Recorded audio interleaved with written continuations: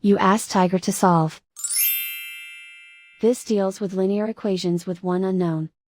The final result is x equals 5/4. Let's solve it step by step.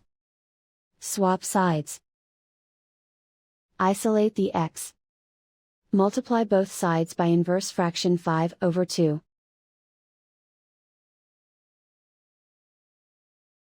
Group like terms. Multiply the coefficients. Simplify the fraction. Multiply the fractions.